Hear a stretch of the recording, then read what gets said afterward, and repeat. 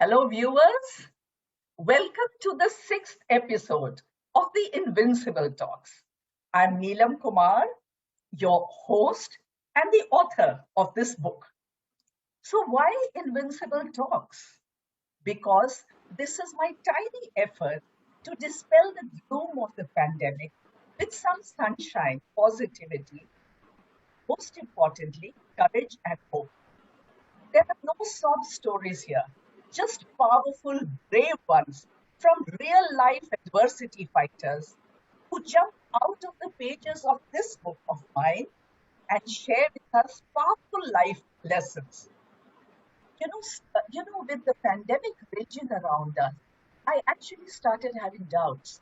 I began asking people around whether I should discontinue these talks. But the answer that I got was this is the time when we need to hear stories of courage from real life heroes. We need to learn the tools they used to fight the adversity they faced. So, ladies and gentlemen, I present to you a very special guest tonight. I present to you Farida Rizwan, who has redefined the meaning of the word strength.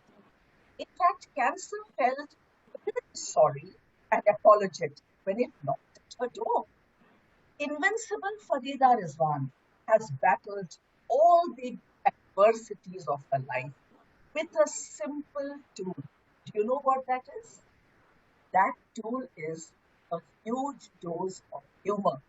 In fact, she has famously said, if I ever get mad, my children are going to worry what I will do to the kidnappers. Such an attitude to life. So, ladies and gentlemen, let us welcome Farida Rizwan. Welcome, Farida. Welcome. Hi, Neelam. Hi, Farida. Thank you so very much for being on this show tonight. Yeah, it feels great to be here as well, Neelam ji. Wonderful. So, Farida, I first of all want to ask you, the readers, the viewers want to know, uh, you were going through a lot of family problems when cancer struck you, were you not? Would you like to share those with us, please? Yeah, Neelam ji, before I go ahead with the what all the problems I were facing when cancer struck, I would like to thank you for making me a part of I Am Invincible, 13 Tales of Grit. I actually very rarely feel humbled, but this was the one time a group which made me feel humbled. The Wow. tales were really, really inspiring for me. And when Priya ji was reading the excerpt from my blog, it felt great. When somebody else is telling my own story, it feels really amazing that did I really go through this and come out of it? So Priya Dutt Rangpon, Priya Dutt has faced the grief of cancer when her mother, illustrious mother, Nargis, left her at a young age. And she was very closely attached to her father. And now her own brother, Sanjay Dutt, is going through cancer. So she felt very strongly about your story. And at the Uh, launch, she actually read out your story. yeah, That's it was. I'm really grateful to you for that, whatever happened, and really to her as well.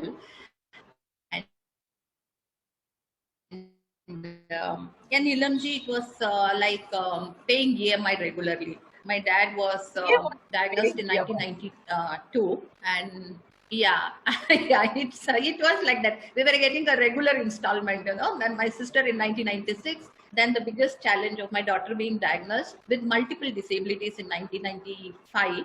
My Oh, sister in 1994 and myself in 1996. So it was like one by one the tsunamis were hitting, and it was enough to destroy even the strongest of the person. So when cancer came knocking at my door, I was feeling quite vulnerable. I was not feeling strong, but I had to become strong after that. that. Uh, is it true that you discovered the lump in your breast when you were feeding your baby? Yes, Neelamji. She was 11 months old, and my decision was to breastfeed both my children for 2 years. Oh my. So the first child had been breastfed for 2 years, and the second one was breastfeeding. It was like within I was breastfeeding her, and after a few days, I couldn't even see my breast there. Yeah. Oh my. Uh, but you know what I admire about you, Farida? That amidst all this mess, you retained your sense of humor. So Yeah. does retaining a sense of humor in the midst of adversities help? Because I remember you even wrote a letter to Zindagi. Dear Zindagi, I still love you, despite the fact that you have done very little to deserve my love. So, can you tell us how you handled your adversity?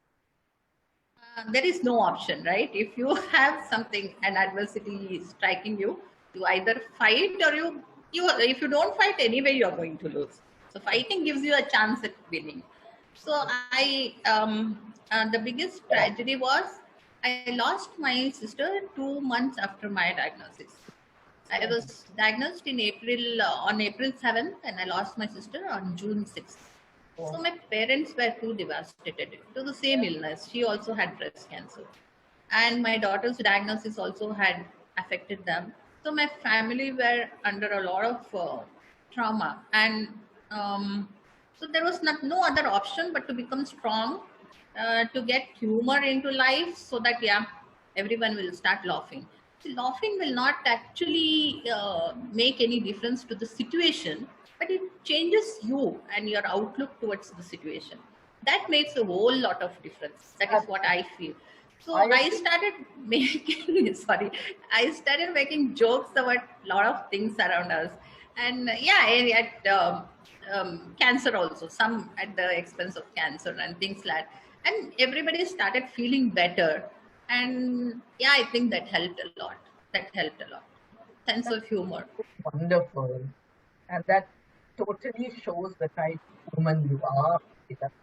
Farida, Farida, I have also heard that you are a great Bollywood fan. So I believe you have said that your whole life has been like a Bollywood pot boiler, masala movie in which you have Yeah. been cast as the main character. So, can you tell us something about Bollywood and your association with it? Yeah, as children, we had that small TV and all the family. Now, it is now like we watch movies alone, but then it was like a huge group watching the movies and everything. And there would be these women characters in Bollywood where they would be all sacrificing whatever they get, they will try to mend it, and they are working so hard and everything. And my goal was never to be that. No, I never wanted to be. No, no, no, not that. Not that. Anything, even the villain was okay for me. I always wanted to be a Bindu rather than a Nirupa Roy. I, So, and there was this one song coming always, that it was about the Radhika. She used to sing that Mera Pati Mera Devata Hai. It was, I think, from Naseeb Apna Apna or some movie. And she had a very weird hairstyle and everything, and she was so sacrificing. And I was like, why is this happening? Why are they showing this? That gave me a goal not to be that kind of a character at all. So Bollywood has really given me a lot of strength. I feel not to be one of those. Yeah. Rather than to well, be what it is. thank goodness, women like you, me, and millions of others are now breaking out of that mold, Yeah, yeah, the of course. self-sacrificing Mm. ones. And Bollywood is also catching up. Yeah, they are Yes, showing yes, women. they are. They are showing women who are as fierce and as feisty as you. So hopefully that will transfer to real life also. Yeah. Yeah. Tell me something. I have been very, very impressed, Farida, by all the ventures that you have taken up after your cancer. I believe you are giving back to society quite a lot after your adversity, high-stake adversity. So, can you please tell me about that?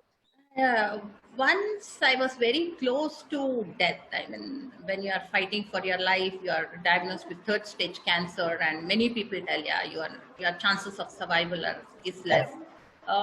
You realize the value of life.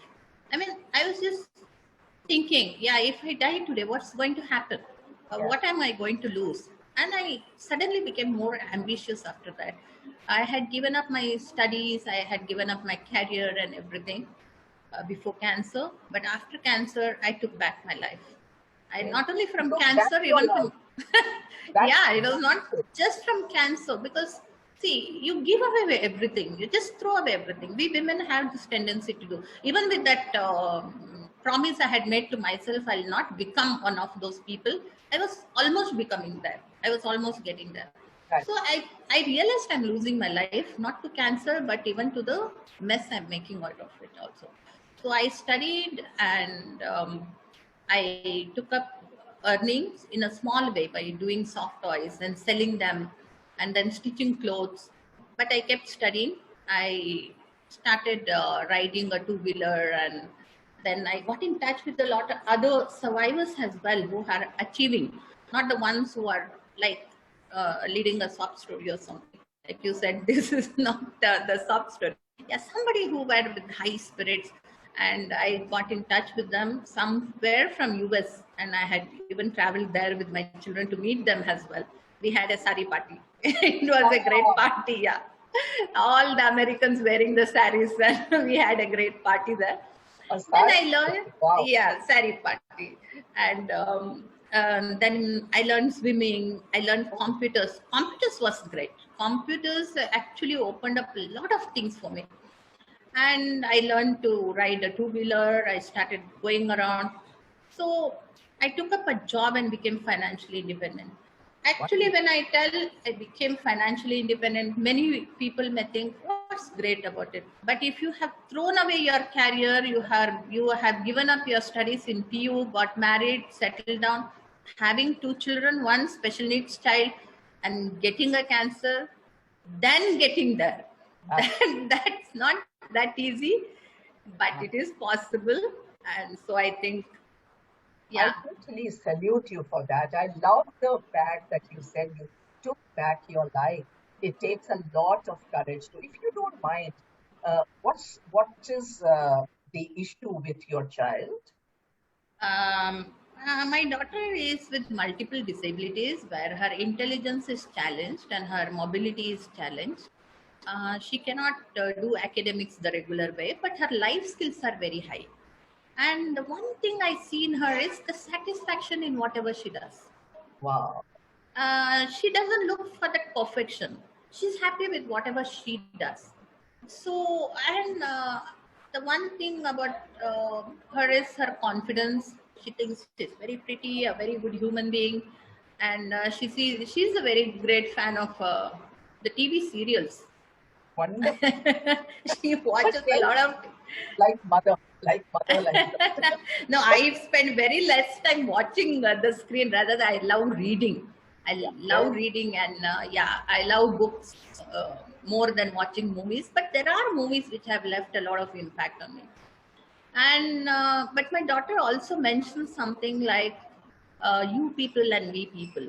That was when she was 19 or 20. One day she came from her occasion center and she was talking, and she said, Ma, the people in our vocational center were fighting like you people. And I was like, who we people? I thought she's first blaming my family. Yeah, Yeah, we are little bit of angry people. So I thought she's blaming my family. And I told, no, no, you can't talk to me like that. You can't say you people. She told, no, but we people don't do these things. You people do. Then I slowly realized she talks about special needs people has uh, we people and me has you people. So that was very hurting yeah, because she's one of me, right? She's a part of me, but absolutely, she doesn't consider that, and we are, as a society are responsible for absolutely. doing that to her. Yeah. So that was an inspiration for me to start my Giggle Garden, a preschool Your where what? What my is my my Giggle full Garden. garden? What a That is lovely name. that It's is a where small. the smile grows.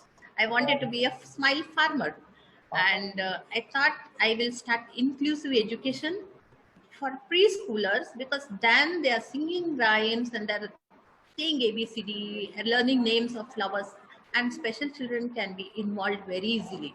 rather than when they start learning addition, subtraction, Mhm. multiplication, and all the history and everything. This is the time when inclusive education can happen. Just very excited about it, but COVID shut it down. Oh, so So sorry. I had to start working as a senior curriculum developer with Simple Learning app now.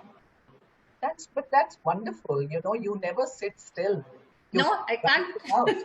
That's I so can't. Yeah. beautiful, huh? And I totally salute your spirit. Thank you, Now, Neelamji. speaking of, again, I take you back to the same question. In India, people think that cancer is a death sentence, especially in India. I mean, it must be everywhere also. Hmm. But It's everywhere. yeah. Okay. So, do you think that cancer is the end of life? It has not been for you. And also, if you do not, Farida, what is your message to the survivors? I know there is a growing tribe of survivors in India because of advancement in Yeah. medicines. Yeah.